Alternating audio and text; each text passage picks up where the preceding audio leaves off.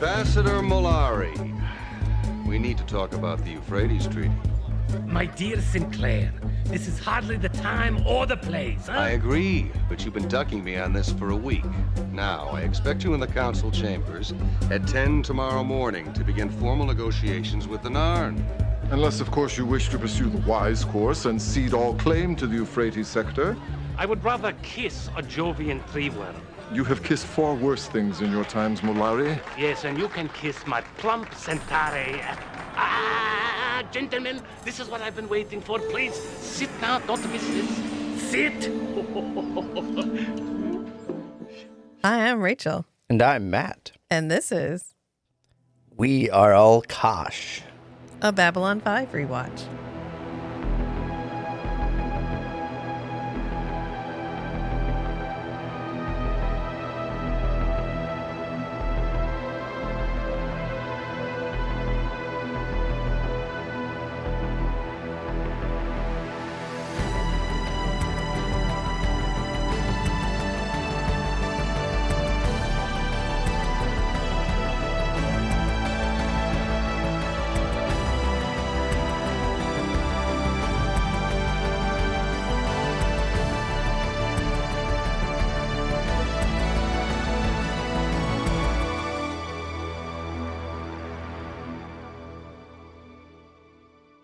I almost was waiting for Come In 81 Kilo. And I'll tell you why. It's because I was thinking we've actually been getting some followers on YouTube. I don't know what's happening. I don't like advertise or anything. We just do this shit and put it out into the universe, which I feel like, I don't know. That's how Putting good vibes out. That's how I set out to do content creation. And hey, I've stuck with my guns. I just put shit out into the universe. If you have listened to the last couple episodes of Babylon 5 and you're wondering to yourself whether or not this should be something you commit to, you should commit to Babylon 5, but you don't have to commit to us.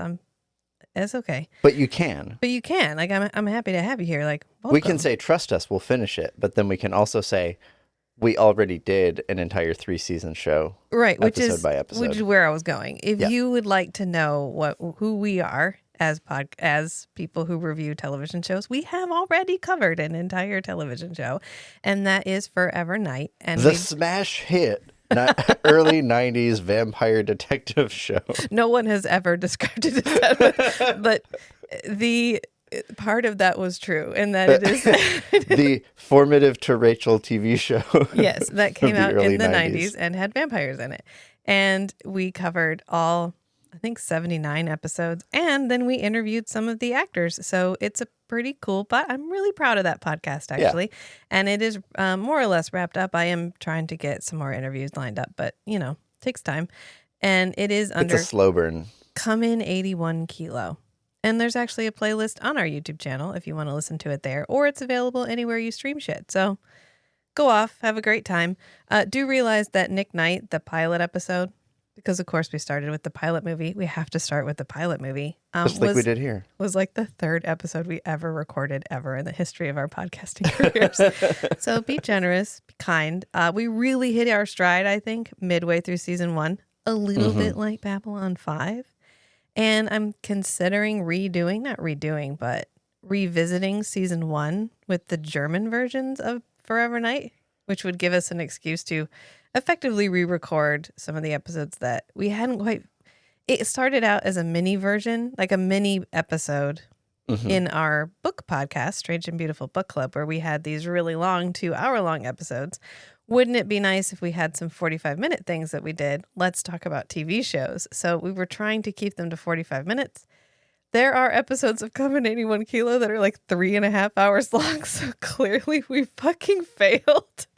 But we did spin it off and make it its own thing because we were having so much fun. So that's why we're here talking about Babylon 5, because it turns out our passion is talking about really fun 90s television shows that we will pick apart with every fiber of love in our beings. Okay. And read way more into than was ever written into it.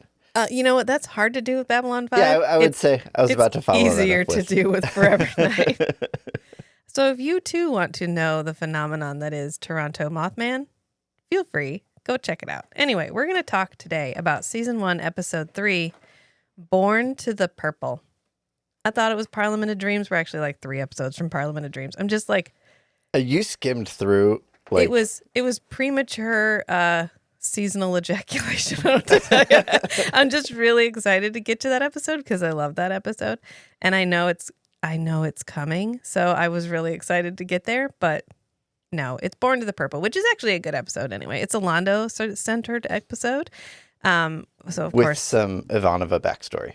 right. So of course I love it. So, and I loves me a Londo episode. Not only that, but we get some really great Londo and Jakar moments. This whole episode is just fucking chef's kiss. Gold. Yeah, and to the person who said, I'm sold on Londo after Midnight on the Firing Line, I'm so happy to welcome. Stick with it. It's going to get better. Welcome to the Cool People Club. So we open on the Babylon 5 version of a strip club. I love it's like soft jazz. Yeah. And there's somebody Soft dancing. jazz dance show. There's somebody dancing in like a knee-length dress. Like it's really... One of the things I love about these is 90s television shows specifically is you have to sort of squint a little bit at the sex and the cussing because that was not a thing you could do. Right, there was so much catering to the guidelines for broadcast TV Yeah. that you don't necessarily have to do on streaming platforms nowadays. Oh, no, not at all. Like by the time we get to True Blood, it was tits out everywhere. That was not a thing that you could, No. You couldn't even have, you could have implied nudity where they have a blanket tucked up to their chin and you're like, oh, they have a blanket over them because they're naked underneath. And that was about as, you could mention frictionless sheets, but you couldn't talk about why you needed frictionless sheets. Yeah, talking about what you did in the frictionless sheets got you the sexual content tag. Yeah. Also, someone on YouTube wondered if perhaps the the robe that the Vorlons wear, that Kosh wears, is made from the frictionless sheets. And the Vorlons having invented frictionless sheets as a secondary income source is absolutely headcanon now. I say flip it. Mm-hmm. The Vorlons were like, oh, we love this fabric for our capes. Yeah. And then someone was like, these are frictionless. And they come in big sheets. Hey, Vorlons, can I buy some of these? Oh, you like capes too. I see. A person of taste. Yes, of course. We will sell you our frictionless capes. Would you like iridescent or solid? So anyway, we're in the Babylon 5 version of a strip club where, surprise, surprise, Londo is there drinking. Yeah. Any institution of vice is Londo's natural habitat. Yes. The strip club, the gambling, the casino, the gambling ring. I couldn't think of the word for it. The casino. The gambling ring. Odds are that's where Londo is. So Commander Sinclair and Jakar arrive and they're like, hey, Londo, remember how we were supposed to be having negotiations about the Euphrates Treaty? Oh, right about fucking now? And he's like, oh, yeah, yeah, my dear Sinclair, this is hardly the time or the place to talk about that. Commander Sinclair's like, yeah, I fucking agree. That's why I've been trying to get you in the council chambers for a week. This is the time that you agreed to, but not the place. And he goes, I expect you in the council chambers tomorrow at 10 a.m. And Jakar, of course, has come with Commander Sinclair. And he's like, I mean, unless you want to do the wise thing and just cede all claim to the sector, like you could do that. And then you could stay here and keep doing the drinking thing. And Londo goes, I'd rather kiss a Jovian tree worm. And Jakar goes, you've kissed far worse things in your time. And Londo goes, yeah, and you can kiss my plump centaur. And then he goes, sit down, Before sit down. he says the word that we have to bloop. My favorite part of this implied swearing. Hand wavy, right? My favorite part of this entire episode, and we're going to get there, but I'm going to just point it out right now, and I'm going to point it out again probably, is when there's a part where Commander Sinclair and Londo are undercover to investigate what has happened to the woman that Londo is seeing. And they go to this strip club and they have to talk to the owner. And he has the most off the wall, absolutely not cuss words. He's like, listen, Numbo. Because he can't say asshole. He can't say motherfucker. He can't literally say, he has the most. It's hysterical. He sounds like a washed up 50s gangster who has an aversion to cussing. And that's also, it occurred to me that whoever did the makeup for a lot of the aliens on Babylon 5 must have then gone over to Buffy and done a lot of the makeup for the demons on Buffy and Angel. Because some of them look a lot like demons from Buffy, especially the guy that runs the strip club. Demons in Buffy look a lot like the aliens in Babylon 5. That's more accurate because Buffy comes after this. Yep. So he gets them to sit down. He's like, sit. This is what I've been waiting for. And what it is a Centauri woman who comes dancing out on the stage. And she doesn't have a knee skirt. She has like a bodysuit. You can see her stomach. That's how you know it's risque. It's fine. You have to mentally insert, this is a strip club. This is an exotic dancer. This is supposed to be an exotic moment. But it was broadcast television in the 90s, so you do what you can. And Londo goes, is she not perfection? And then he says, Gentlemen, of all things in life, are females not the finest? On that, Molari, we can at least agree. gentlemen, of all things in life, are females not the finest? And Jakar goes, on that, Malari, we can at least agree. And then he picks up an entire bottle. So Londo's drinking the cup and Jakar starts drinking directly from the bottle. And this is when Jakar's aide arrives and he has to spit out the drink. You know he drank that specifically to spit it out because I love you, Andreas Katsoulas. You always give me what I want. And she goes, I am full Kodak. body acting. I am Kodak. That's all. Every time she introduces herself as Kodak, all I can think of is the Kodan Armada from The Last Starfighter. Only you can stand against the Kodan Armada. I just want to throw a little Last Starfighter plug in there, by the way. Yep. Hey, one of the first movies to use CG, so go check it out. And he's like, Kodath, wow, you are years early. I didn't expect you for months. Days, a longer time. And she's like, yeah, Garibaldi told me you'd be here. Garibaldi is such a narc. Oh, always. Yeah. And everybody knows it. You know, she showed up and she was like... everybody needs his information, so nobody stops talking to him. I know. You know, she walked in and was like, hey, anybody know where Jakar is? And Garibaldi was like, oh, I know. You're just in time. This is going to be great. Hold on, let me hit record on the Does he actually on the Zocalo cameras. Does he actually track everyone in the entire station? Absolutely. So no, I mean like my headcanon neurotransmitter. Like like nanotransmitter. Like put a little tracker in. Yeah, like we said we didn't do, but maybe did do.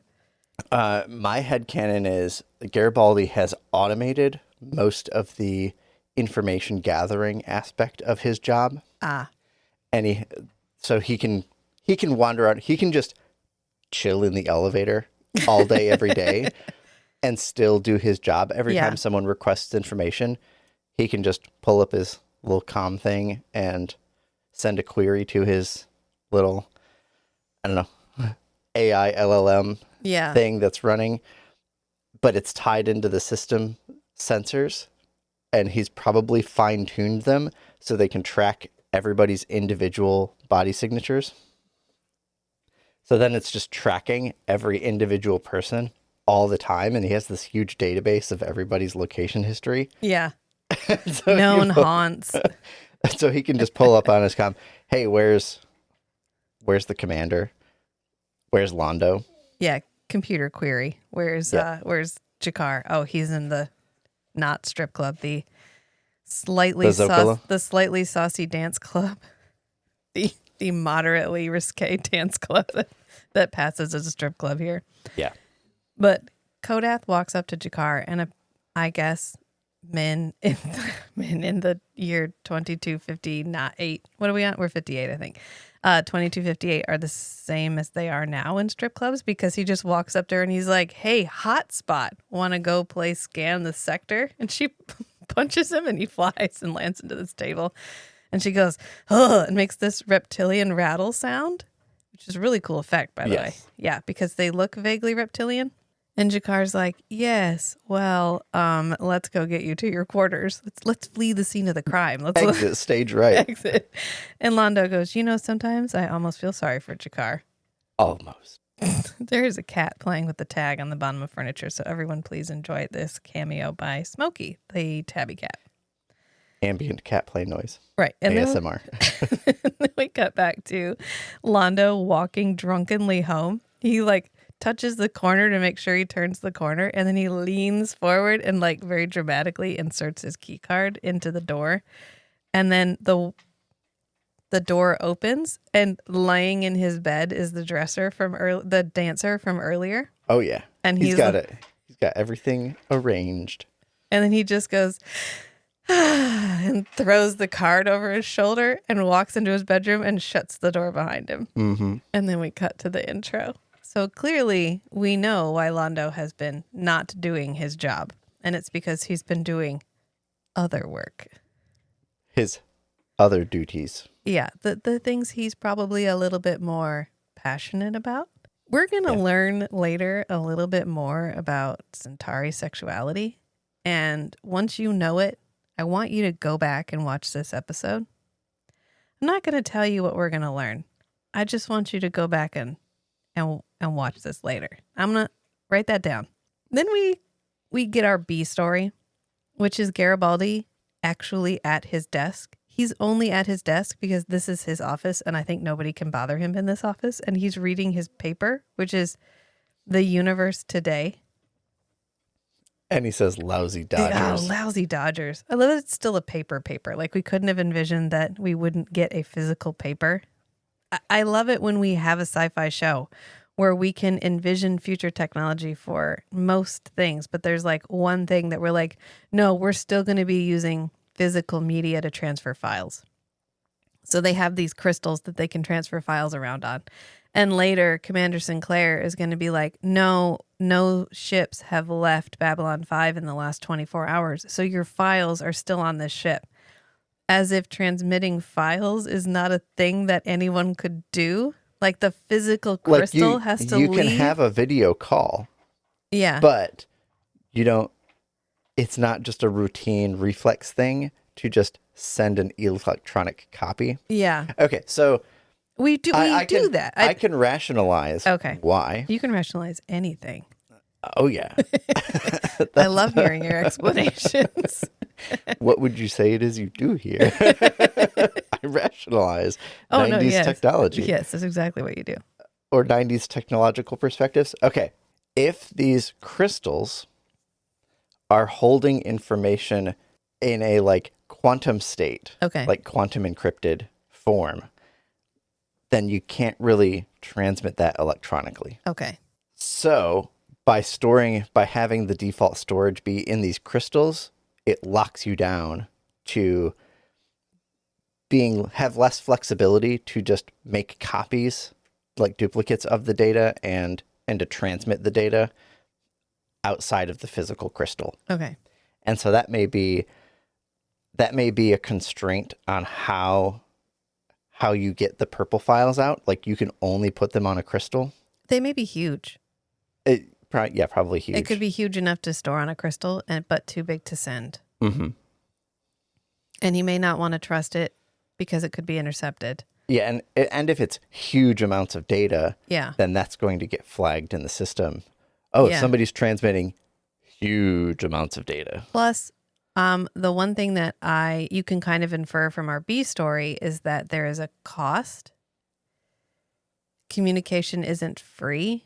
Because Ivanova implies, so what happens is Garibaldi gets a notification from his console that someone is using the gold channels illegally.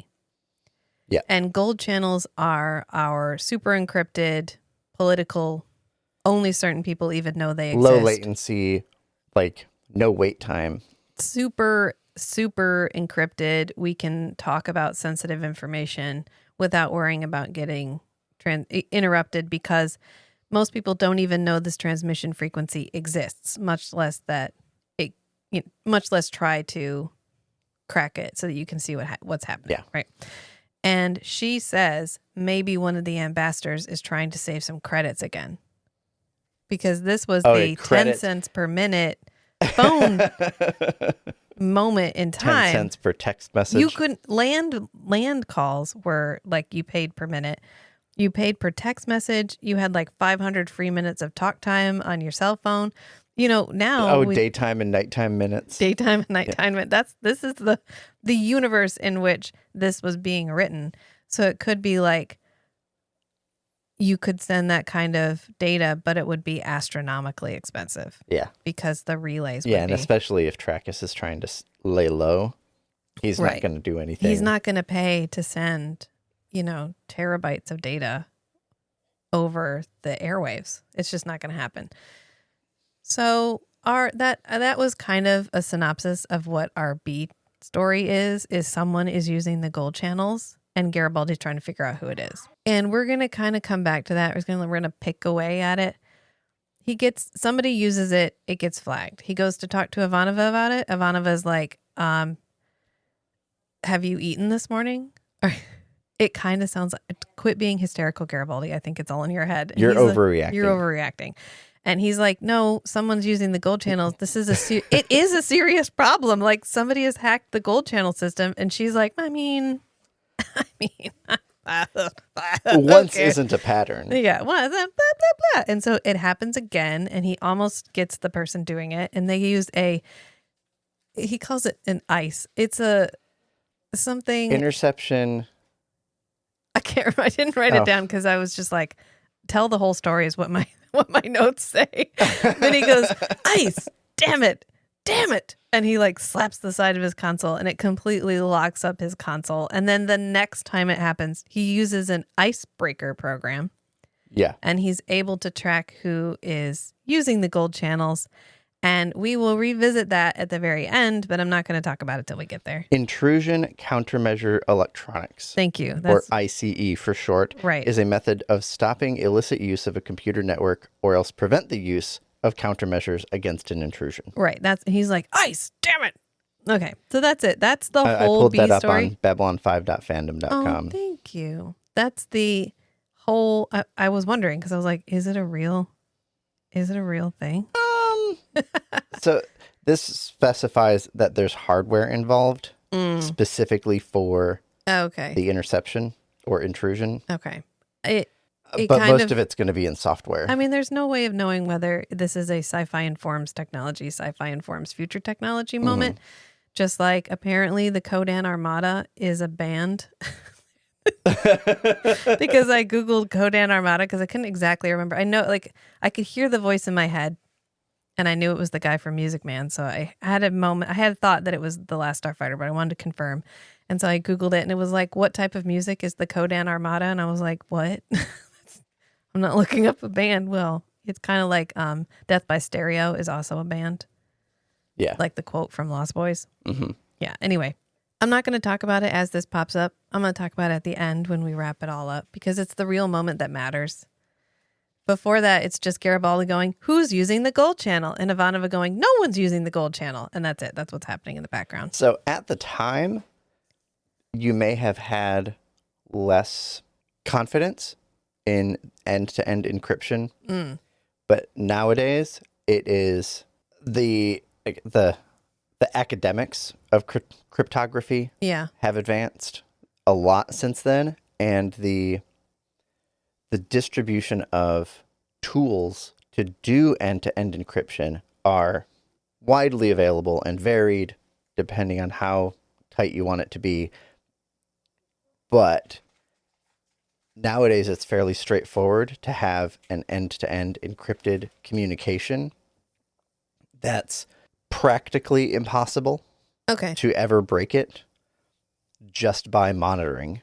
Okay. You have to get the private keys Okay. from You have one to get side. in the line somewhere. Yeah, you would have to compromise one of the ends because you're not going to be able to compromise in the middle of the Right. end-to-end encryption. So for Garibaldi to be able to Well, he's intercept, effectively at one of the ends. right? I think that's how you would rationalize Yeah. how he's doing this, is because one of the ends is in the Babylon 5 communication Right. system, And he's security. He would have all of the he keys has for admin privileges. Yeah.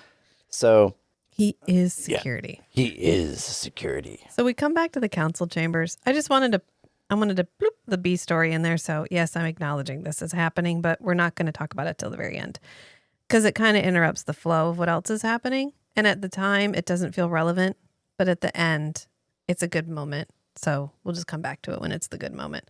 So the council chambers, that's where we are now.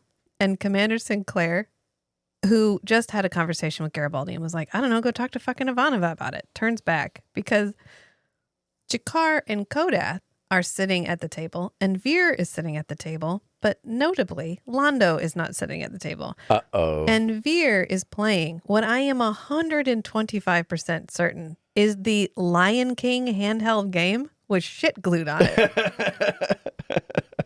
I had this game. It was impossible. Did you have the Lion King game? At some point, probably. Notoriously, it is. I remember, like, I can visualize what the screen looks like. Right. When you play it. So it was I probably played it at some point. It was kind of like, you know, the original Pong game, you had to put a thing on your TV for the line. It couldn't generate the line. You had to put like a piece of plastic on your TV. That, no, by the time I had an Atari, it was. Okay. Well, could draw the line. OG Pong, you had to put the thing up there. So the Lion King, the background is fixed. It was just like mountains. Oh, yes. Yeah. Like a gradient mountain. Yeah, and then it's a really complex LCD screen where you have segments for like a platforms. Yeah. And you could jump and that was it. And things would come at you and you had like your running LED image and you had your in the air LED image. LCD.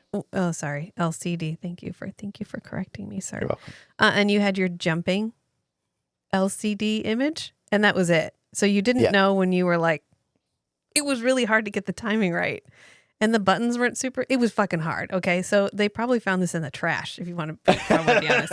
And one of the kids of a person on set threw it in the trash. And they were like, "Get that out. We're going to use it. Kid, play this while I'm busy producing this TV show." I really hope that this, in my head, the prop guy for Babylon 5 is you, and they just have this entire workshop full of just shit on shelves. And they're like, hey, we need Veer to be doing with something. Holographic tape. And he's like, oh, I can make a thing. And he just pulls down the Lion King from like his stack of things he's pulled from the trash. And then he starts gluing pieces of circuitry and mylar and like reflective tape on it. And he's like, now it's a space age handheld video game device. And it's like beep, beep, beep, beep, beep, beep, beep as Veer's playing with it. And so Jakar is like, as ambassador for the Narn regime, I demand that Malari be censured for flouting protocol. Totally within his rights. This is bullshit. 100%. This is an actual treaty negotiation for like hundreds of planets, I think we mentioned later. Like this is a legitimate moment where we needed Londo to be doing his job and he is not. He's fucking instead of fucking doing his job. And Commander Sinclair's like, oh, I'd be really happy to censure him if he ever fucking shows up. And so he looks at Veer, who is just happily playing his game, and he goes, Mr. Koto, which is Veer's last name, try the ambassador again. And he's like, oh, I already called him like 3 times and he didn't pick up. And he's like, try the ambassador again. And he grabs the video game out of his hand and Veer's like, oh, yeah, okay. No, I'll go do that. I'll do that right now. You're serious. And then Talia, who is there to officiate the talks. Yeah, she excuses herself. And she, of course, Commander Sinclair is like, wow, she looks like she needs a minute. I should probably follow her and talk to her while she's off trying to have her moment. And he's like, oh, you okay? And she's like, yeah, no, it's just too much strong emotion is really hard to block out. It's like being an emotional white noise. Everyone's screaming at you, I imagine. Yeah. So she's like, I just had to go step out for a minute. And she says, these talks are important to you, aren't they? I can tell because I'm a telepath. It's like I'm a psychic. The actress who plays Talia was a model.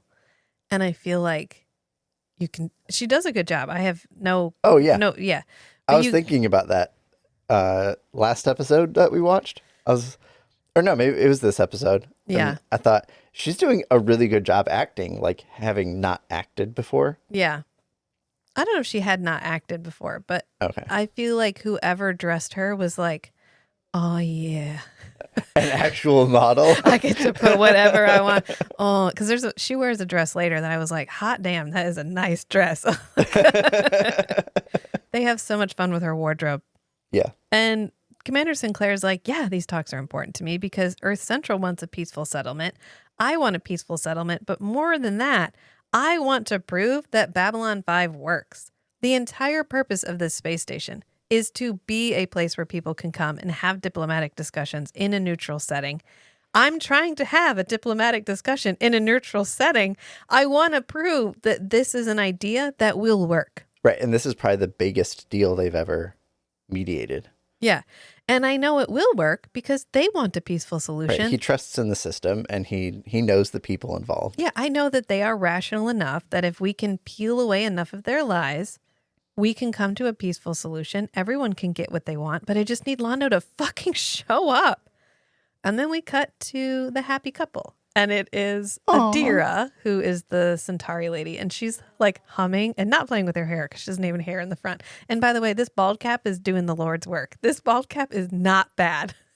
There's a couple moments where you can see it bunched around the bottom of her neck, which you would not have seen on a CRT TV, which is a theme we'll repeat several times, which is sometimes the makeup looks terrible. You didn't and need you're to like, go hardcore on the makeup because it wasn't that clear. Yeah. No one was watching the show in HD, and yet they still put freckles on her bald cap.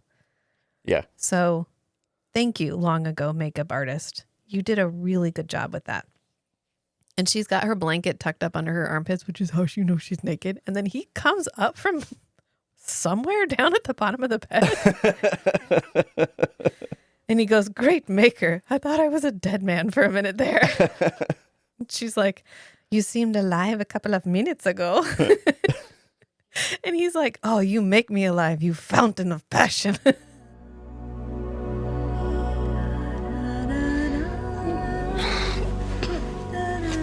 Oh, great maker. For a moment there, I thought I was dead. You seemed alive enough a few minutes ago. You make me alive, you fountain of passion. It's the least. I love Londo. I'm going to say that a lot. Just make that into a t-shirt. Write that down. She goes, it's the least I can do for the Republic, Ambassador. And he's like, oh, ooh, yeah, I don't love that. Like that gives me the ick. Yeah, I don't want to. Don't. This isn't a government service. I'm not. I hope you're here because you want to be with me. And she's like, I'm the Centauri. Your title pleases me. I know it pleases you. And he's like, yes, actually. So, let's not talk about that anymore. And he goes, I don't know what you're getting from me. Anyway, I'm just a washed up old Republican dreaming of better days. And she responds with, yeah, well, these are my better days. Which is a really sweet moment. Yeah. He's like, I don't know. I'm an old guy. I've lost my faith in everything that I thought I could have accomplished when I was young. And I'm just trying to do my best. And she's like, well, I like you just the way you are. And then he gets a phone call, of course, because Commander Sinclair ordered Veer to call him again. Mm-hmm. And so she's like, well, you're needed and I got to go anyway. So she gets out of bed. He goes and answers the call and he goes, Veer, you moon-faced assassin of joy. There it is. I told you. And he's like, you were supposed to be in the council chambers an hour ago. And he's like, yeah, I'm on my way. It's good for Jakar to wait. It's good for Jakar to wait. Oh, and can you have a cup of hot jala waiting for me? Like, I'm going to need some hot coffee when I get there. Can you get that for me, Veer? I love that these are attaches. These are diplomatic attaches, but they absolutely hit the Unpaid intern? unpaid internship vibe so perfectly. Oh, yeah. If anyone has been the unpaid intern in a working for someone in a position of power, this should feel recognizable. It reminds me of how I've heard it described being a production assistant on a TV set. Just, can you get me coffee? Yeah, okay. Yeah. He was sitting there playing video games 5 minutes ago. Sure. And then we cut back to the council chambers and Veer, Commander Sinclair, Jakar, and Toth are all at the table. But now Jakar is playing the game. And Londo walks in and he's like, oh, I'm sorry. I was delayed on an important matter of state. And Veer pushes the the glass over at him and he goes, Veer, you're a treasure. Thank you so much for this. He's an afterglow. Yes. And then we cut to Adira because Adira has arrived back at her quarters. And oh no, we're finding about Adira's tragic backstory, which is that she is a slave. She has slave paperwork. At some point, her family fell far enough that they sold her from, we don't know why she's a slave. We just know that she is one and that this guy, Trachis, is her owner. Yep.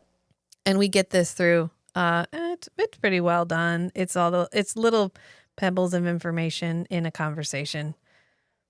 Mm-hmm. Because he's like, "Did you get the purple files?" And she's like, "No, I didn't get the purple files. I've been too busy fucking him. I'm sorry. Like I'm infiltrating him. Okay, a lot, several times, softening him up." And he's like, "Okay, well, I need you to get them because the entire purpose of you being there is to get the purple files." And he works this into the conversation. But what the purple files are is the way the Centauri government works is they just all have dirt on each other and every family has their cache of dirt. Yeah. And they use it to leverage political power. And that is what he refers to as purple files. And she's like, what if he doesn't even have any? He's like, he has some. He's not an ambassador if he doesn't have dirt on everybody around him. And she's like, not all Centauri are like that. And he's like, yeah, some of them are slaves. You're right. Some of them have no power at all. Yeah, some of them don't play the game and they're destitute. Yeah, but he calls it a delicate game of blackmail. Whispers in the dark, a knife in the back. Which is a very poetic way of describing the political process. And he's like, well, anyway, here, have a mind probe. You know how it works. Does not tell us. He just, you know how it works. And hands her the mind probe. And he's like, do your job and you'll be free. And I'll have the Centauri Empire by its mighty throat. He really has a high opinion of how much dirt Londo must have to be the ambassador on what is effectively a backwater outpost in neutral space. Yeah. But cool. And Adira is now getting ready. We cut till later. She's putting on a dress. She's doing she doesn't really do her hair because she only has a ponytail, but she's getting her makeup on. And I just want to mention that not only is the bald cap doing the Lord's work, this push-up bra is doing the Lord's work because she's not feminine, but she is not working with a whole lot. And it makes her look like she's working with a lot more than she is. So also thank you to the long ago costume designer who was like, what if we just shove them up underneath your chin as far as they'll go? And she's breathing and they're like pulsing out. She must be so tight in there to have them pop out. Anyway, it's fine. I just, from a female perspective, those boobs are not breathing as much as she is breathing. And this is when Londo arrives and gives her these awesome flower props.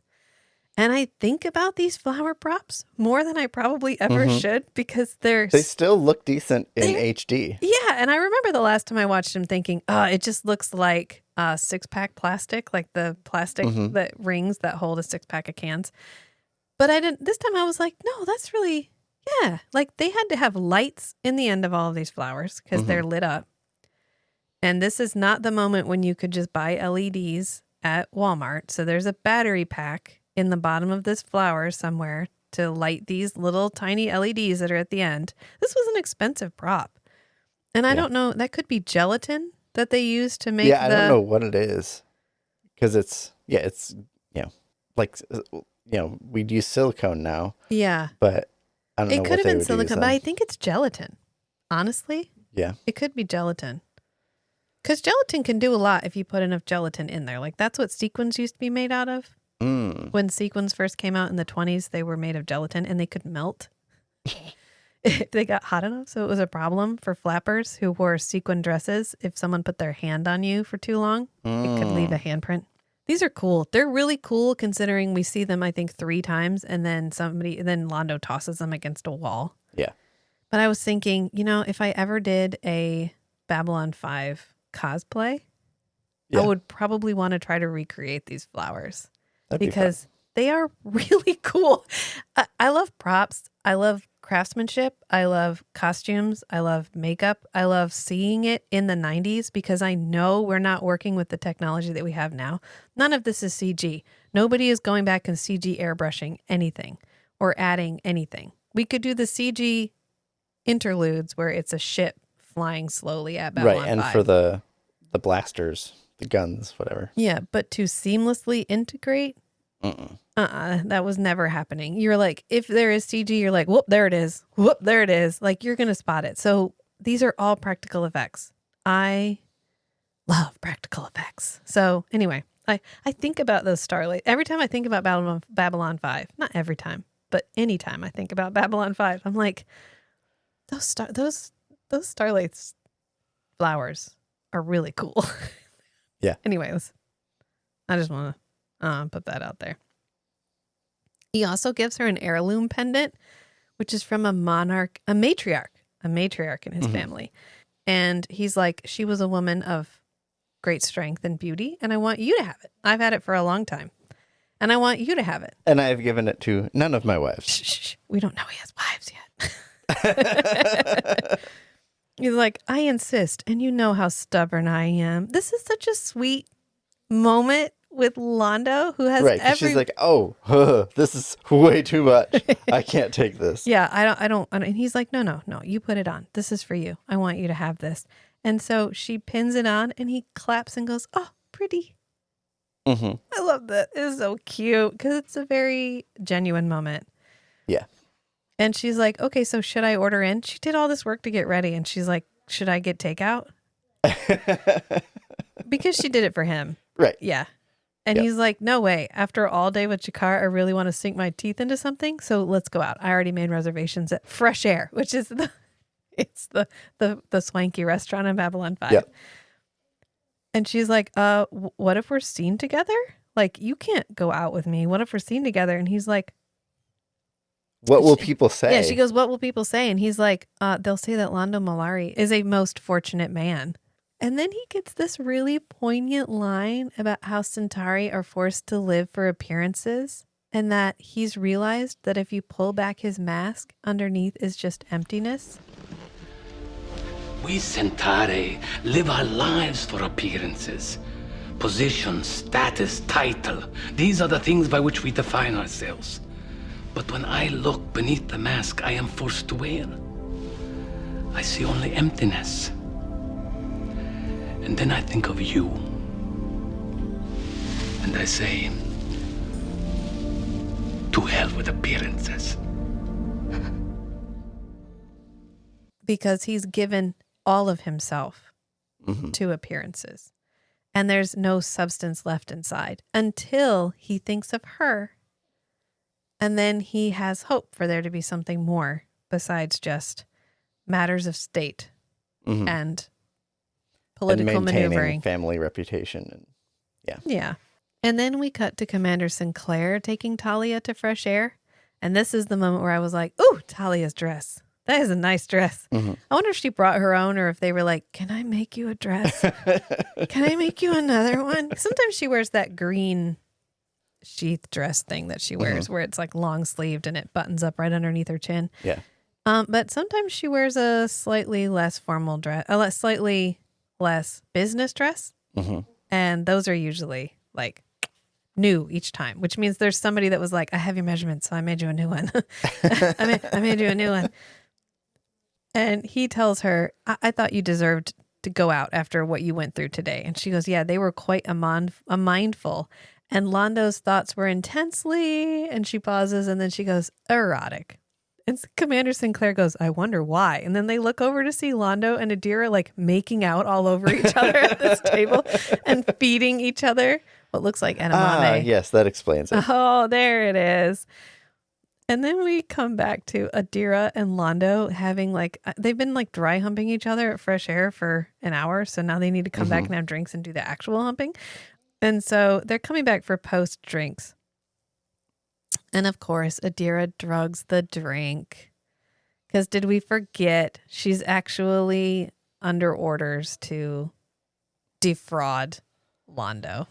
Oh, poor Londo. I know.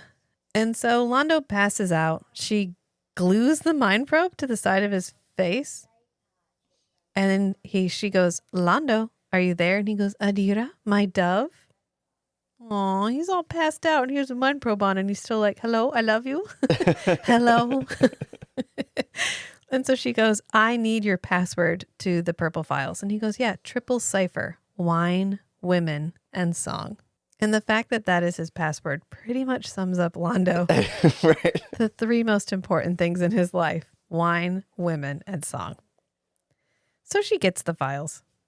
And this is why you need two-factor authentication. So someone can't pass you out, record your voice, and then just go, okay, purple files, here. And it goes, triple cipher, wine, women, song. And then it's like, access to purple files granted. No, we need more. We need more. There can't just be, like, unless you consider access to the computer the first factor of authentication. Yeah, that's...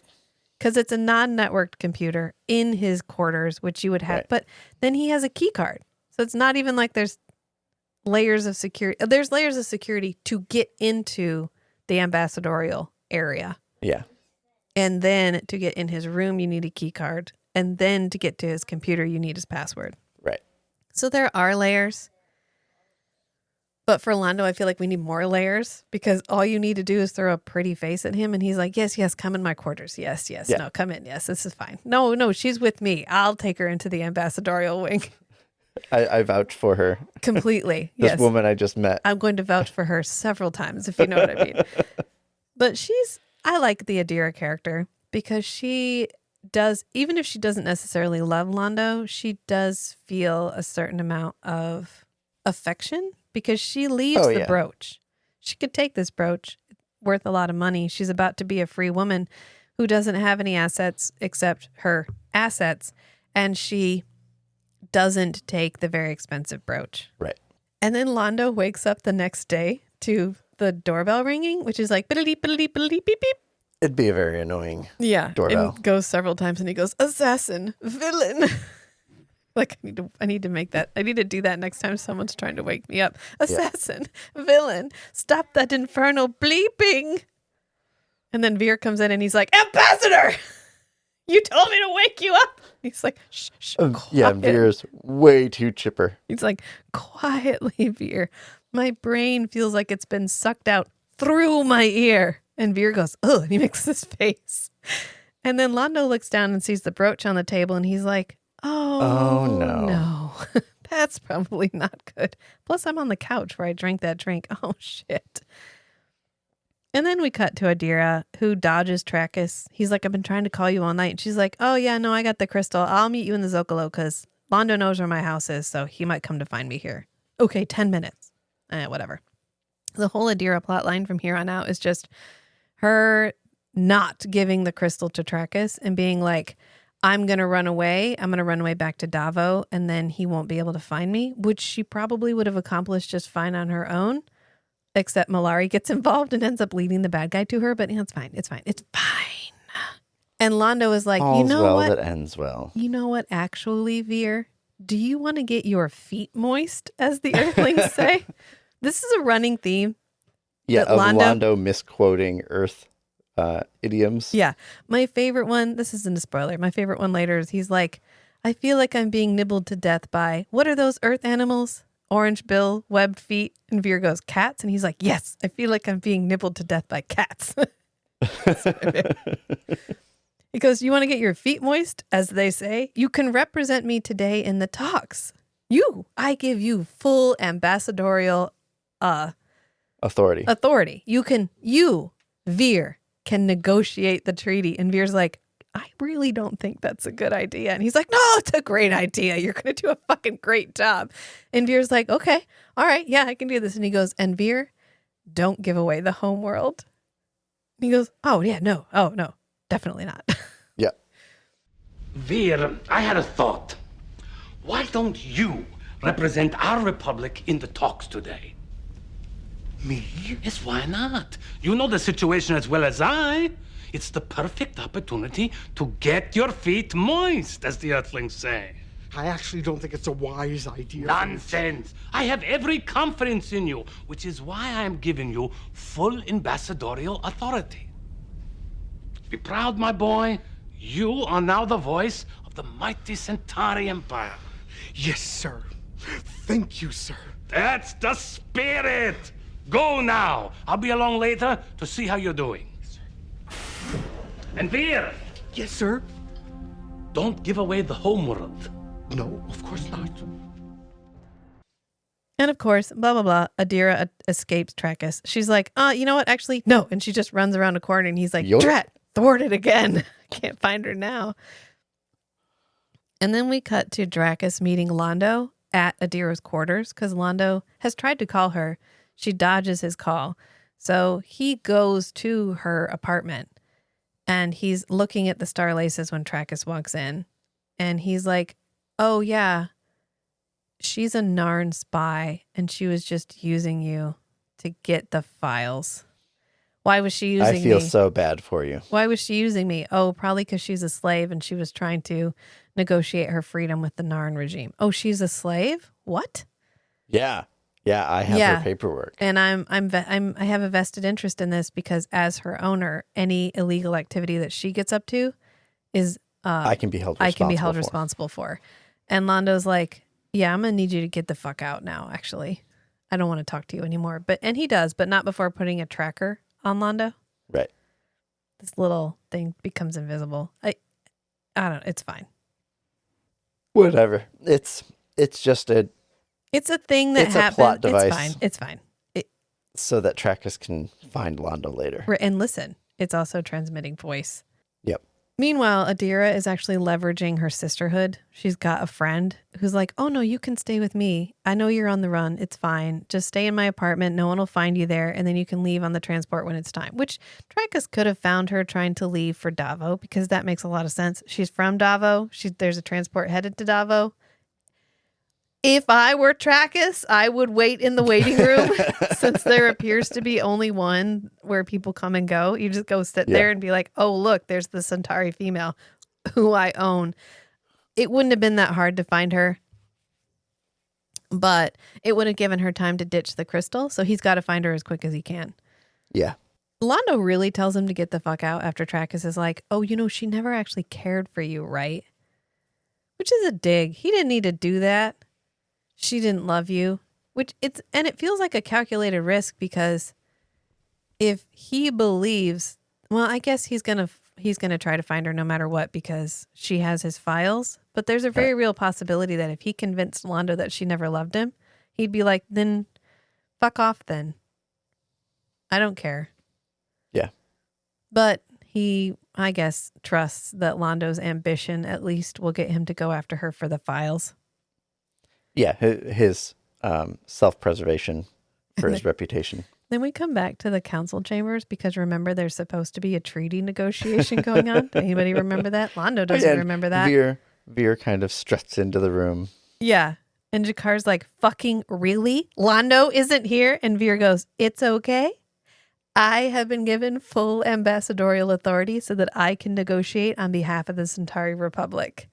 And Jakar goes, this expect me? Fucking insult? He goes, you expect me to negotiate with this? And he just goes, Veer? Like you want me to negotiate with this? And he goes, I'll return when he's here and not before, which I am with Jakar. Oh, yeah. Okay, Jakar is justified. Complying with the requests of all of what's happening. He is trying in good faith to negotiate this contract. And Londo is literally fucking around. So when Veer is like, no, I'll do it. He's like, cool, Kodath, you're on. You get to negotiate for the treaty today. You are representing the mighty Narn regime. And Kodath is like, hell yeah. And he leans in and goes, just don't give away the homeworld. Are you serious? You expect me to negotiate with this underling? In the interests of all our governments, perhaps we can begin the talks while Ambassador Malari is found. Commander, I have done my best to cooperate, but this latest insult cannot be tolerated. I shall return, but when Ambassador Malari is here and not before. In the meantime, Kodath will represent the Narn regime. Thank you, Ambassador. I shall endeavor to represent our people to the best of my ability. Just don't give away the home world. Which is a nice symmetry between Jakar and Londo. Because Londo and Jakar are the same person and they just haven't realized Right. it yet. And then I love Kodaf's petulant look, like, which is so intern. Like, it's such a good, I'm on a political internship moment and you finally are given something. And then they give you that, I believe you're stupid enough to actually give away the home world. And she's like, Yeah. oh, God, have a little faith. And Commander Sinclair's like, fucking Londo. He has turned these talks into a joke. I am going to go farce. I'm going to go find him. And Talia's like, what are you going to do if you can't find him? Or what are you going to do when you find him and he won't come? And he's like, then I'll hurt him. I will hurt him. Off the record. And she's like, I can tell you're not lying because I'm a telepath. So Londo is leaving his room ostensibly to go on a woman hunt to go find Right. Adira. And Commander Sinclair runs up behind him and he's like, fucking Londo Malari, you have turned these talks into a joke. I am not okay with you. I'm mad. Legitimately, everyone Big has a right mad. to be Yeah. to be mad. And Londo's like, yeah, I know. You what? No, I know. Yeah. I literally let myself be distracted by a pretty face and I apologize. I realize. I'm ashamed of myself. I realize that I have been a terrible ambassador. And Commander Sinclair's like, well, that's not how I thought that was going to go. And he goes, actually, she's stolen something very important from me. And I need to get it back. And he's like, okay, well, did you file a report? Like, I can get security on this. We can find her. And he's like, no. I can't make it official. If I make it official, this entire republic's going to find out. So I need your discretion, my good and dear friend, Commander Sinclair. And then the charm turns Yeah, on. Londo's like, you know what I should probably do? Claim we're best friends. Butter him up. That's exactly how I always get what I want. And he's like, I'll do this thing if you agree to my compromise on the treaty. And Londo's like, done. I'll seal it with a fucking kiss. It's yours. Whatever you want. I'm on it. And he's like, cool, then let's do this. And then we get Londo and Commander Sinclair undercover. Commander Sinclair is undercover by wearing a half cape? 1950s British peacoat with a half cape. I don't know what is happening here. Did he have that? Did he have that in his closet? Or does Garibaldi have a undercover costume closet that he raided? He was like, Garibaldi won't mind. Why do you have a key to Garibaldi's quarters? Shh. I'm just going to go in here and get No. This is a closet in Garibaldi's office, but Sinclair knows that Garibaldi's never in his office. So he just so goes he just and waltzes gets it. right in. It is I have no, who made this coat? Where can I buy it? I just want to, if I cosplayed as anything, I'll be Commander Sinclair with my peacoat and you can be Londo in a cape with the hood up. You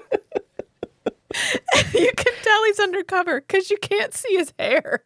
And the only thing that would make this better is if the cape sat along his crest. So he ended up with the shape of his hair. But alas, they removed the hairpiece for this particular scene. So it's actually flush to his head, which is the closest we're ever going to get to seeing what Londo's head shape would be like without his Napoleon helmet. But this is when Londo walks into the strip club and he's like, I've got this. I know how to talk to these people. And he's like, I need to talk to your strippers. And the guy's like, the fuck? We're not even open. Okay, so the reason this undercover situation is so implausible is, one, assuming that a strip club owner would not immediately recognize Londo on sight.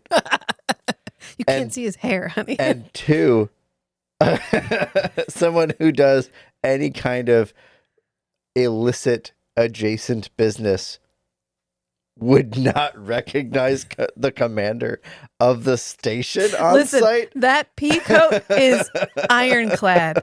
No one can He's see not through. wearing his uniform. No one can see It's through that many obviously buttons. Not Commander Sinclair. So He's not even wearing a hat. He literally just puts a Right. coat on over his It uniform. would be better if he wore the stupid plastic black glasses with the mustache attached. And the fake nose. Yeah. that would make this more plausible. Listen. But I do want to say, Wait. No, hang on. While I'm having this thought, Commander Sinclair puts this coat on, right? Which makes him completely unrecognizable. It's Yeah. literally like Superman taking his glasses off. yeah. Which means he's now wearing 3 layers: his flight suit, his uniform, and then his coat. Maybe it's the bulkiness. He can't be identified. They're like, wow, there's a lot of layers there. I don't know what's going on. Yeah. It doesn't matter that it doesn't make sense. The guy doesn't recognize them at all. Londo's like, I need to see your women. And he's like, you can't fucking see the women. We're not open for an hour. And he's like, no, you should show them to me. Which is his version of, don't worry, I know how to take care of this. Just don't worry about it. And so this guy shows up who is not a rhino, but kind of looks like a rhino. And he's going to pull them away, which you can tell this prosthetic couldn't flex so he could talk because he doesn't move his mouth at all. Yeah. So he goes to grab them and pull them away. And Sinclair starts going, ha ha ha ha ha. I can't even describe this laugh. Let me try to do it again. Ha ha ha ha ha. It's the weirdest laugh I've ever heard in my life. And every time I watch it, I do this laugh sometimes. I don't know what is happening here, but he's like, I told that guy down in Red 5 that you were not going to let us see the women. And the guy's like, oh, you mean Johnny Fatbutt or whatever? I can't remember what he says from Red 5. And he's like, oh, I know you don't call him to that to his face, because the last person who did ended up as an entree in the alien sector. And that feels like a harmful stereotype. I just want to put that out there. A harmful stereotype of a mob boss? No, that the alien sector, if you're not careful, they'll eat you. Okay, yeah, I can see that. This yeah. feels like someone implying that you would eat house pets. This feels similar. And he's like, oh, no, well, I don't know what he told you, but I have the best girls. And he's like, whatever, man, you're not going to show them to us, so we don't know. We're trying to book for a private appointment. I thought I'd come here, but you seem to be an idiot. Like, I heard you, I'm trying to book for a private appointment. I heard you has the best girls, but Yeah. if you're not open to that, then I can go to somebody else. Yeah, and I love the weird 50s cloak and dagger vibe that is happening here, because Commander Sinclair is wearing what looks like a variation on like a 1950s outfit. Oh, yeah. Londo's wearing a purple cape, like it looks with gold trim, which looks like this is the slummiest outfit that Londo has in his wardrobe. it's the least decorated. That's all it's got going for it. And then this strip club owner is a caricature of a 1950s mob boss. This is the one who's like, too late, Numbo. Yep. And they all have quirky pirate nicknames where they're like, I know. Yeah. I know why. Here's the driver behind the vibe of this scene. Okay. In Star Trek The Next Generation, Okay. Don't they have that? every episode or every other episode, you have the holodeck B story where they get to go dress up in some period outfits and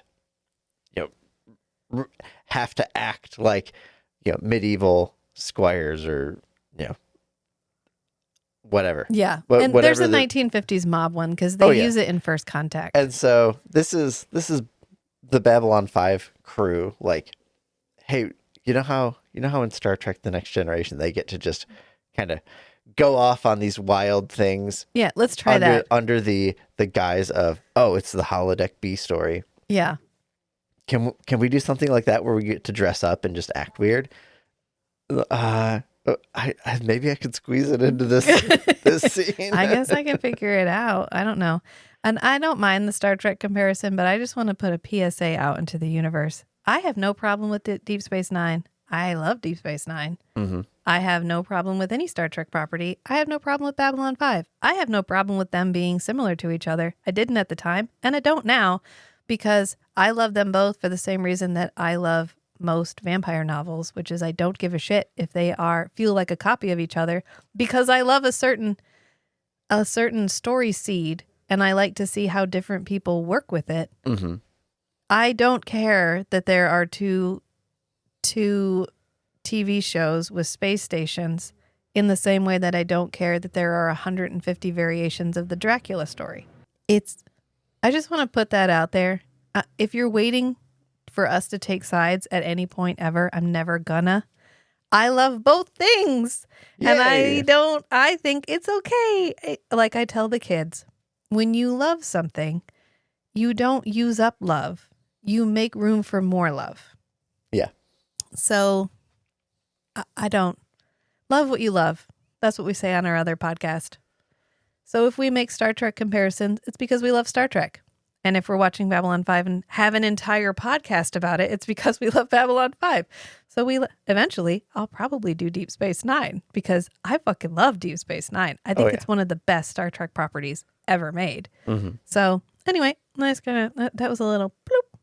In case anyone was wondering, I have no horse in this race. I love all the horses. Horses are beautiful. Can we not love all horses? They all have 4 legs. It's fine, though. It's not like they're copying each other. It's just because they're all horses. Yeah. Yeah. So, of course, Trackus is listening in because we go from this to Londo's like, women. Yes, this is the area that I have expertise in. Later in the later episode, there is a running theme of an implication that Jakar is quite the ladies' man. Like he really enjoys the company of women. Mm-hmm. And so there's a moment later where an aide goes in his room and pulls out a purple or a pink thong out of his bed. Yeah. And she's like, mm-hmm. And he's like, what? And I think about that a lot because Londo and Jakar are like the same person. Oh, yeah. So Londo's like, no, women. I know how to talk to women. And so he basically pulls out money and he's like, where's Adira? And they're like, oh, she's staying with her best friend. And he's like, see, I know how to talk to women. You just give them money and they give you what you want. Of course, Trackus is listening in. And guess who he's with, you guys? Guess. Nagrath, our best bug friend. They were like, you know how much money we spent on this puppet? We need to use this as much as possible. He's going to be he's coming back. Plus, this is a scene from the opening credits when he's like, yeah, where the guy's dealing. He pulls out the credit card with Nagrath. Yeah. And he really tells Nagrath to go ahead and kill those dudes if necessary. Kill the ambassador for the Centauri Republic and the Earth Force commander of the station. It's fine, just off them. They're really annoying anyway. There's going to be no political repercussions for doing that. It's going to be perfectly fine. Yeah. Does he not know who Commander Sinclair is either? He needs to put up posters that are like, I'm the commander of your station. If you see me around, that's who I am. Maybe they don't. Maybe he's just like, but if you open a business, one assumes you have interacted with him at least once.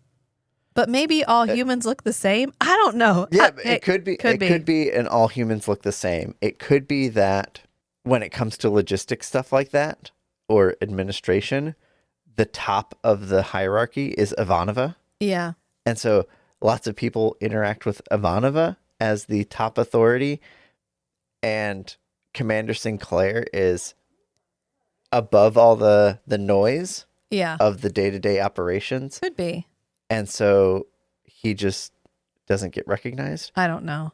But it just feels wild and extreme for them to be like, I don't know, fucking kill the commander of the station. It's fine. So they end I'm just imagining signs like in different areas with Sinclair's picture, like, hey, I'm Sinclair, the commander of this station. If you have any issues with the state of the bathroom or whatever, I want to know about it. Email me at this address. Or it could be like in the first episode of Lex when Stanley Tweedle is like, if you see this man, he's wanted by the authorities, and it's a rotating picture of him with like long hair, short hair, mustache, beard, except it's him with a flight suit on, him with his uniform on, and him with this pea coat on, and they're like, he could be any one of these men, but it's the same head and same hairstyle. Exact head, yes. Just changing out the outfit. Totally. So now they're in the brown sector, which I like that Babylon 5 is borderline dystopian, where we have these really clean ambassadorial places. Mm-hmm. But then there's these like transitory housing areas where We have uptown and we have downtown. yeah, and we definitely have like this area doesn't earn us a lot of money, so we don't necessarily keep it as clean as some of the other areas. Yeah. Because the part that they're roaming around in when they're getting chased by the spirit of the 90s, which is the man with the like machine gun, is a housing block. Yeah. That's what they're in. But it looks like the place that he had the showdown with the Minbari guy wearing the changeling net. Yeah. Anyway, just want to put that out there that it's an interesting thing to include that this is not Star Trek. This is not a utopia. There are poor people, and some of them live on Babylon 5. And I want to address the spirit of the 90s for a moment. Like, the other people have like full, non-human makeup stuff. Yeah. And then this guy just gave has him- like they gave lots him of hair gel. They gave him wraparound mirrored sunglasses. He's got a beard, and he's got the 90s knot mullet, the curl, Yeah. the same length. Over gelled hair and a very meticulously defined like line beard. Yeah. He's the spirit of the 90s. They walked out in the street and he just appeared and they were like, spirit of the 90s. grant us your presence. And he was like, only if I get to carry a big gun. And they were like, here's your big gun. The biggest gun. The biggest gun. The biggest gun. Do you think they said an incantation, or do you think they just set out a can of Pepsi Free and a bottle of Zima and he just appeared? Pepsi Clear. Pepsi Clear, yeah. And the Zima, remember Zima? I think Zima might be back, actually. It was like a low-calorie beer. Anyway, it's fine. Miller's Light, that's what they put out. And he was like, yes? What do you need? Not even Pabst. That doesn't get you the spirit of the 90s. No. You don't want to know what you get when you put out Pabst. Well, in a later episode. Yeah, and then he gets like a phone call, and he goes, they got the woman. Let's go.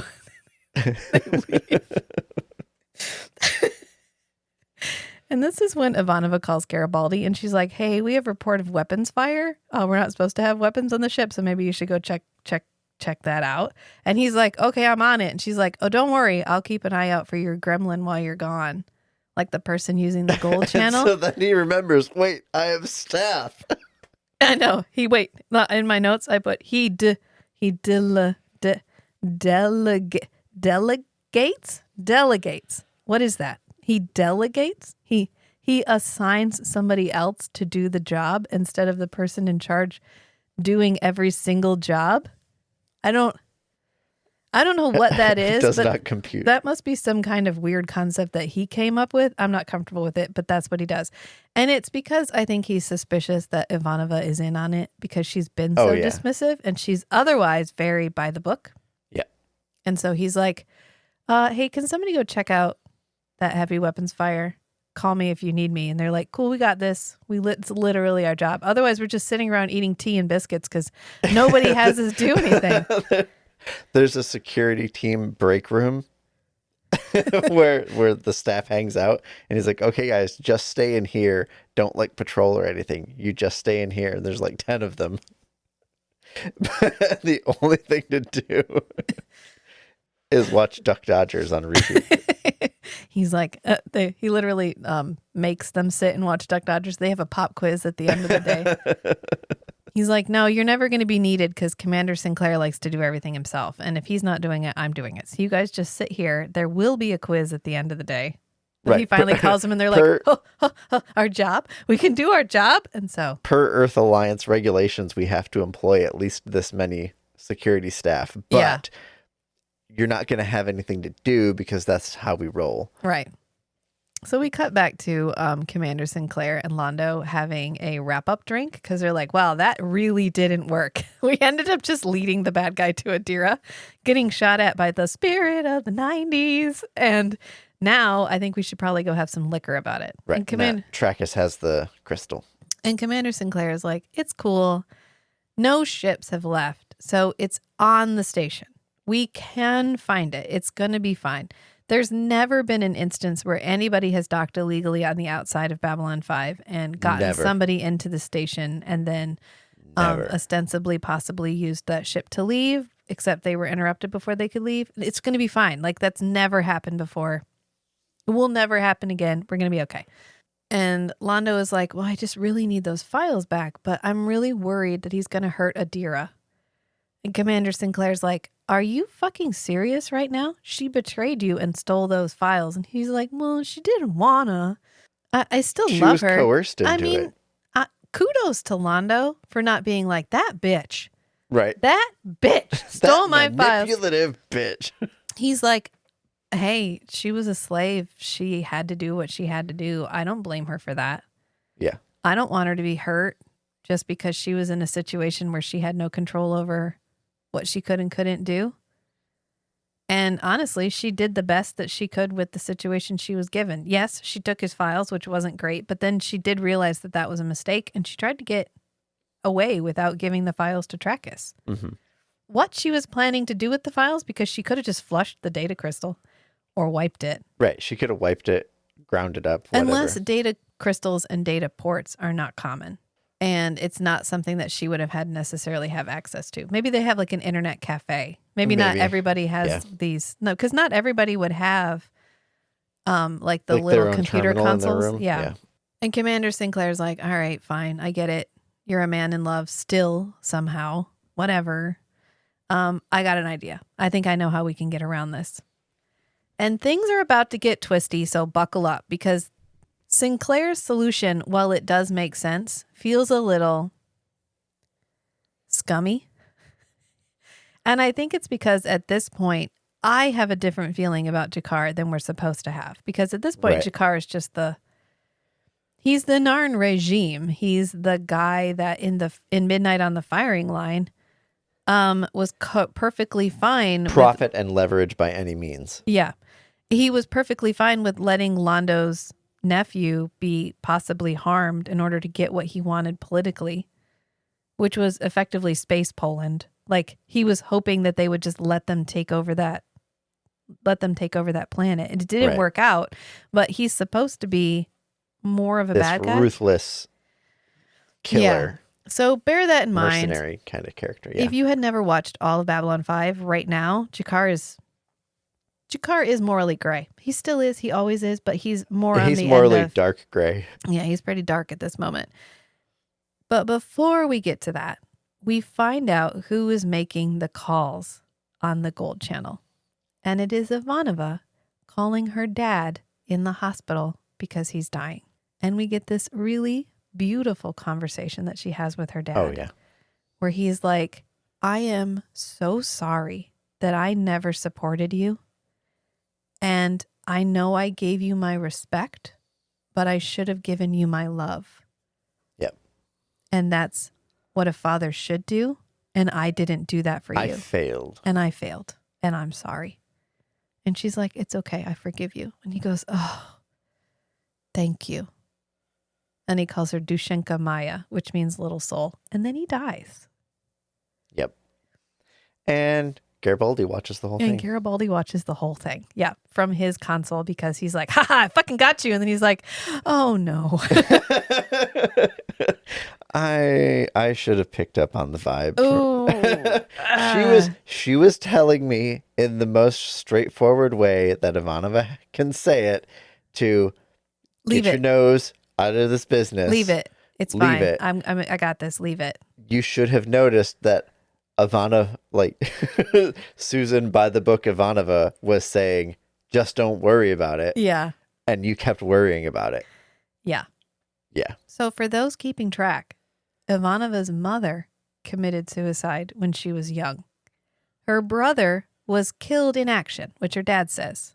When your Yep. brother was killed in action, I pushed you away and I'm sorry.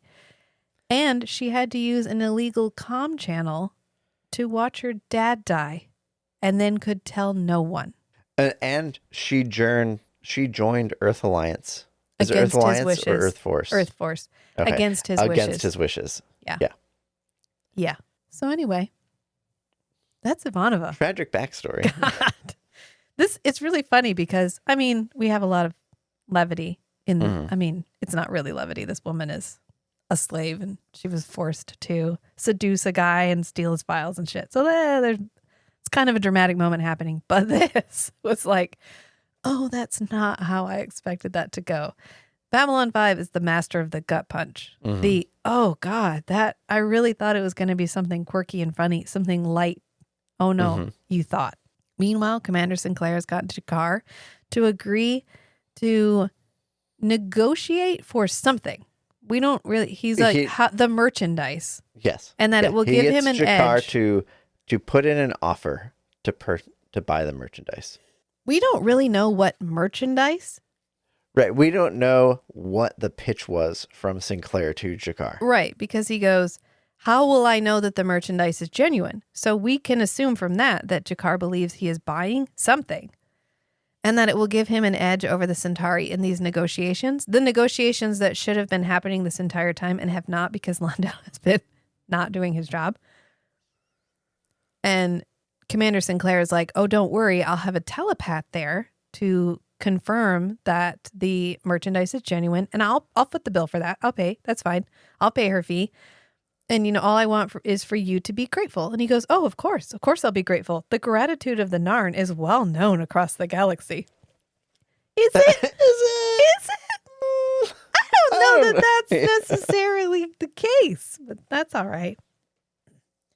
He goes, Miss Winters will be there to ensure that everything is above board. There's one telepath on the station. Do you know how busy she is? And Jakar's like, oh, good. And Commander Sinclair goes, all right, then we have a deal. And he goes, let's just say we have an understanding. He doesn't want to say we have a deal. Right. No. And Jakar wants to preserve all of his options for potentially backing out. Or double crossing him. Reinterpreting? Yes. Yes. He goes, I never knew you could be so devious, Commander. And Sinclair goes, coming from you, that's a real compliment. Oof. Oh. Right in the Narn. Yeah. And they cut back to Talia, which I love how this is a mirror of the gathering when they're arranging for the telepath to do something. And then we cut to them telling the telepath, and the telepath's like, hell no, I'm not going to do that. That's completely illegal. No, nuh-uh. That's completely against core regulations. I will not be doing that. And Londo's like, yeah, well, a woman's life is at stake. And she looks over. Well, that changes things. She looks over at Commander Sinclair. She goes, is he serious that a woman's life is at stake? I mean, you're the telepath. You tell me. Does he seem serious or not? And he's like, yeah, no, honestly, she is. Yeah, she's definitely. She may know that he believes her life is at stake. Yeah. But is her life actually at stake? And Commander Sinclair confirms, yeah, it is actually. It is. Whether she dies or she remains in slavery, both things are bad. All things are terrible.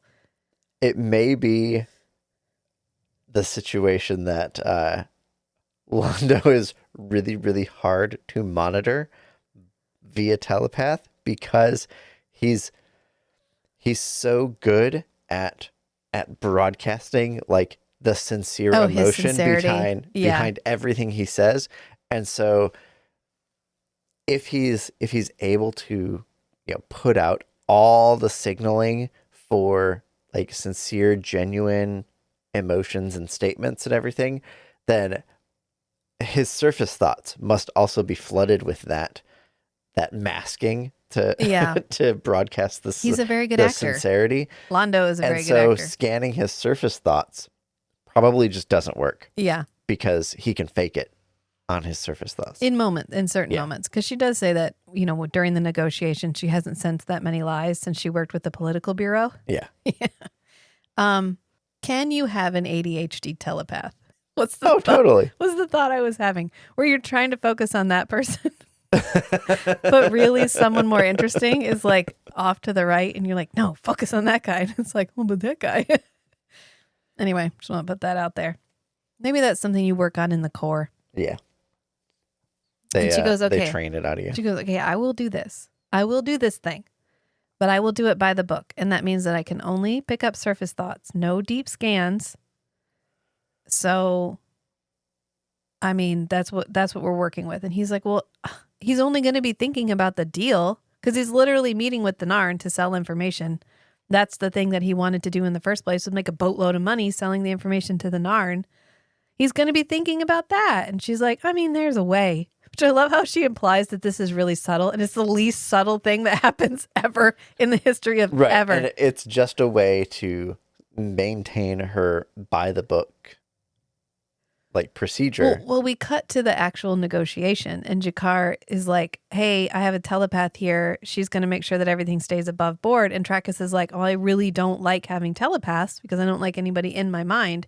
And she's like, oh, no, I won't be doing any deep scans. I'll only be listening to your surface thoughts, which means it's very important that you only think about the deal. You don't think about the information, where you acquired the information, or where the location of Adira Tari is now. And he's like, what? And then she just turns and she's like, she's somewhere, and then tells him where she is. Yeah. And he's like, oh, shit. And so he goes to run away, and Londo punches him in the face. He's like, that's for Adira. And then he kicks him while he's down and goes, and that's for me. And then he pulls the data crystal out of his waistband. And he walks up to Jakar and he goes, however can I thank you? You have saved my career and the honor of the entire Centauri Republic. And Jakar's like, I did what? God damn it. Foiled again. God damn it. He gets so used. Like, it's fine. But Jakar is the only one acting in good faith in these treaty negotiations this entire time. And then they totally shit on him in this moment by not being honest about what's happening. It's like having multiple kids and one is a real troublemaker and they get all the attention. That's like how, the squeaky wheel maybe gets the grease. That's why I'm like, and then Jakar ends up having to be the one that cleans it up without even knowing that he's the one that cleans it up. Yeah. It's fine. And he does it. And in the end, it's so that everybody gets what they want out of the treaty, because he agrees to give Earth Alliance some concessions that they want. And Londo has agreed to go with the compromise that Commander Sinclair had come up with. So in the end, this was the negotiation, one might say. But it just this whole drawn out. Yeah, it feels a little, it happened. And then we get Garibaldi's very delicate confrontation of Ivanova about what happened, because she walks into work and he's standing there and he's like, hey, so our gremlin made another call last night. And she's like, oh, did they? I'm interested to find out what you think happened. And he's like, oh, no, I watched the whole thing. But it's okay. You're right. It was a system error. Bug, yeah. It was a system error. And it's done now. And I don't think it'll ever happen again. I fixed it. Will it?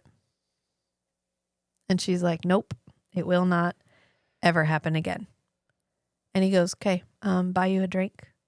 And Claudia Christian, with her little teary eyes here. Oh, yeah. She goes, I'm on duty. And he's like, okay, well, anytime. Because then she goes, you know what, Garibaldi, some other time. But like, thank you. Like, I appreciate this gesture. I cannot in any way acknowledge this gesture. I can't say it out loud.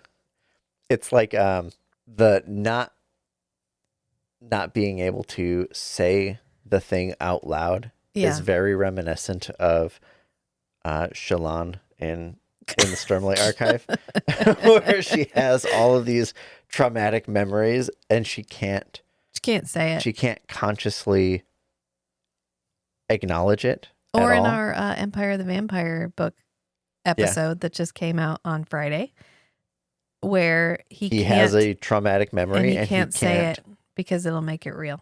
Yep. She's lost everyone, one by one. Yep. Yeah. And just because she works for the military doesn't mean that she gets to go back to see her dad. The best she can do is steal time on this communications channel. Mm-hmm. She probably could have had like a above the board communication. She may not want the attention that comes with but, it. Right. Yeah. Yeah. She doesn't want to have to admit to anyone that she has a bad relationship with her father, that he's dying, and that she feels bad about the whole situation. Well, if you look at it from her perspective, her mother lived a very normal life until someone found out more about her than she wanted people to find out. And then that ended her life. Yeah. So Ivanova is a very secretive person. Yeah. Even when the secrets don't necessarily make sense. And I get it. It makes sense in a character way. Like it makes sense for Ivanova to not tell anybody that this is happening. Any other character, you would expect them to be like, my dad's dying. I think I need a couple of days. And them to be like, cool, no problem. Take your time. But she doesn't like to make waves. She doesn't like to tell people what's going on in her life. Ivanova is a parfait. She's got layers. And they're only going to get deeper and crunchier as time goes on. And then we cut to Londo seeing Adira off because she is taking that transport to Davao now that the whole kerfuffle has blown over. I love how we don't see her. Like all of this stuff is happening in the background. And we know she got that whole thing got wrapped up because when Ivanova is talking to Garibaldi, she's like, aren't you supposed to be down in Brown sector? And he's like, oh, it's already taken care of. And that was it. That was the hand wave of floop. We already found Adira. We already got all that taken care of. Everything is fine. And Adira's like, I don't know if you're going to believe this or not, but I never actually wanted to hurt you, Londo. And I'm sorry you got hurt. And he's like, I'm an old man. It's not the first time my heart has been broken. And it probably won't be the last. It's okay. Yep. I would rather have loved you and lost you than never have loved you at all. And he's like, but you could stay. Now that we've both seen each other for who we actually are. Right, with the masks off. With the masks off, we could start this over again as ourselves. And she's like, I can't. Like, I can't. The wounds are too fresh. And Londo's like, it's okay. You know, I get it. I mean, I'll be here. So when you heal a little, if you think, wow, I really want to go back to Londo, like Londo will be here for you. And then he gives her the brooch and he's like, wear it proudly as a free woman. I love how not bitter he is. I love how not toxic this breakup is. Like, the only toxic thing about it is the goodbye kiss where he kisses with his eyes open. That's it. Like, that's the... Right. Kind of creepy, Londo. He's supposed to be a powerful man. Mm-hmm. But the fact that we give him so much empathy and so much understanding and so much romance is such a masterstroke for this character. Mm-hmm. And I'm not over it. I'll never be over it. I love this moment. And then when she walks off, she's like, okay, I'm leaving. She goes to leave and he does this goofy little wave where he puts his hand up and he does like a half smile, like a bye. And it's so cute. And this is why I love Londo, because Londo is a pre-packaged toxic masculinity icon. Mm-hmm. He is from a patriarchal society. Yeah. He is from a historically patriarchal society with an actual emperor who used to have an empire and is now fallen from grace, but still acts in like decline. Yeah. But still acts like they're the empire. He has every reason to be a complete asshole, and he's not. He's not an asshole character. I mean, he's going to do some fucked up shit. Right. But he is not a bad person. He makes bad decisions sometimes. And you don't expect that from the 90s. I don't expect. I watch a lot of 90s TV, and it's fine. We talk in Forever Night a lot about context lenses and how important it is to view a television show through the context of its time. And so you can't really fault any of them for doing certain things or saying certain things where now we would know better. They didn't know better, so they didn't do better. But if they'd known better and they didn't do better, that's entirely different. Right. You didn't get soft archetypal characters very often in 90s TV. Mm-hmm. And the fact that we got one in Londo, and he's such a great character besides, is a gift. And I'm grateful for it. And a lot of credit to that goes to Peter Jurasik for giving Londo the nuance that Londo has and acting him with so much grace and softness. Like that moment where he puts the brooch on her and he just claps and goes, oh, pretty. That's a sweet moment. It could have come off as pretty. But instead it's like oh, that looks cute on you. Yeah. And I love it. I like it. This was a fun episode. Londo and Commander Sinclair undercover is the entire reason to watch this episode. And Commander Sinclair's laugh, because when he starts doing it, you have no idea where that's going. Like, you don't know how he's going to wrap up that giggle. The weird unhinged giggle that he does. And yet it wraps up so perfectly and so weirdly and so just, I love the 90s. I love 90s TV. Like, I just love, you never know what you're going to get. Right. And I feel like when I was rewatching this with you, when you were taking notes, I was thinking that the season 1 characters are really like easing into their characters here. Like Sinclair and Garibaldi and all the other tangential characters are really like getting into the groove of their characters. Where I said like episode 1, they were kind of wooden. Yeah. But we're getting it. Yeah. Everybody's warming up. Yeah. Yeah. Definitely. Yeah. That's why I feel bad when people watch The Gathering and then they're like, no. You got to give Babylon 5 a minute. Yeah. Yeah. So it's good. I'm going to say that at the end of it. Oh, that was a good episode. Except Soul Hunter specifically. But we made it. We made it through. We got over the hump. We made it through Soul Hunter. And now we're 2 episodes away from Parliament of Dreams, apparently, even though I thought it was the next episode. So I guess we could just leave it here because we discussed as time went on.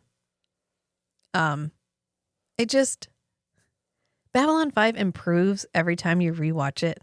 Mm-hmm. And I'm not sure you can say that about a lot of television shows. Right, because there's so much depth to it from the beginning. Yeah, there are things about Ivanova when she's watching her dad, which I'm watching and thinking, oh, they already started this all the way back that far. Interesting.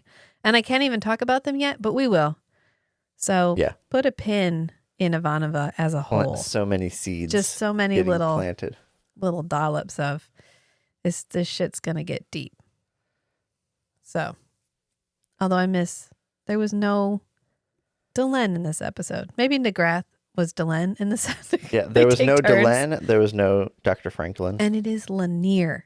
Lanier is Delenn's attaché. I remembered it 15 minutes after the end of last episode.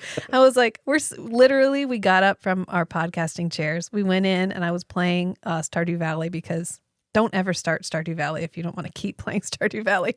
And we're literally sitting there in silence and I went, Lanier, and Matt goes, yep. That was, if you're wondering what we're like on and off set, that's exactly what life is like. Also, congratulations on 20 years together, honey. Yay. 20 years since we started dating. You don't get this kind of quality banter overnight.